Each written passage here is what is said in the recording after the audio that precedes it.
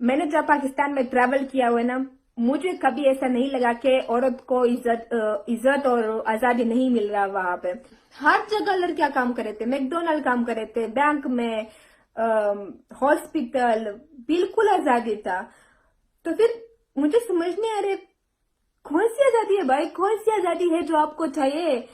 नंगा फिरने की आजादी चाहिए, यूरोपीय बनना है, लिबरल, मॉडर्न, वाह जी वाह। अब शायद बोल रहे हैं कि आप एक इस्लामिक कंट्री से हो, बल्कि आपको अंदाजा नहीं है, आपको अंदाजा नहीं कि आप कितने किस्मत वाले हो कि आप एक इस्लामिक कंट्री में पैदा हो गई हो।